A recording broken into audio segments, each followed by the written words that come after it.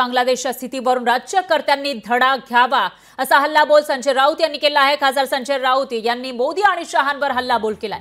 स्वातंत्र्य धोक्यात आणणाऱ्यांना जनता धडा शिकवते असं राऊत म्हणाले। तर लोकशाहीचा मुखवटा लावून शेख हसीना या हुकुमशाही करत होत्या, मात्र त्यांना तिथल्या लोकांनी धडा शिकवला असं संजय राऊत यांनी म्हटलंय। बांगलादेशातील अराजकतेवर मोदी सरकारने आपली भूमिका स्पष्ट करावी असं सुद्धा शिवसेना युबीटीचे खासदार संजय राऊत यांनी म्हटलेलं आहे। बांगलादेशमध्ये सध्या अराजकता पाहायला मिळते। या ठिकाणी आंदोलकांनी मोठ्या प्रमाणामध्ये नासूस केल्याचं पाहायला मिळालं होतं, हुडदंग माजवलेला होता आणि यामध्येच अशामध्ये जी हिंसाचाराची स्थिती निर्माण झाली त्यामध्ये शेख हसीना यांना पीएम पदाचा राजीनामा देऊन तिथून पळ काढावा लागला होता। यावरून आता आपल्या राज्यातील शिवसेना युबीटीचे खासदार संजय राऊत यांनी मोदी शहांवर हल्लाबोल केला आहे। तर शेख हसीना या लोकशाहीचा मुखवटा लावून हुकुमशाही करत होत्या, त्यांना धडा शिकवलेला आहे आणि त्यातूनच आता आपल्या देशातील राज्यकर्त्यांनी धडा घ्यावा असा हल्लाबोल संजय राऊत यांनी केला।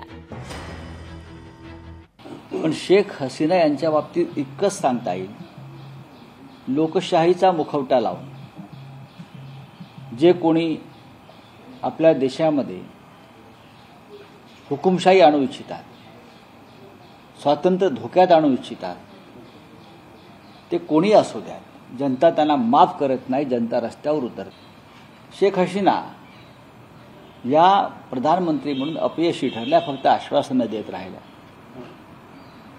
लोकशाहीची जपमाळ ओढत त्यांनी हुकुमशाही पद्धतीने देश चालवला। त्याचा काय परिणाम झाला हे भारतातल्या सध्याच्या राज्यकर्त्यांनी त्याचं चिंतन केलं। संदर्भात शेख हसीना अजूनही हिंडन एअरबेसवर आहेत, काय त्याच्याबद्दल सांगा? असं की त्याच्यावरती सरकारने त्यांची भूमिका स्पष्ट केली पाहिजे। सरकारला विचारल्याशिवाय तर त्यांचा हेलिकॉप्टर त्या एअरबेसवरती उतरू शकलं नाही। लोकशाही मराठी ऐका, पहा, जागरूक रहा।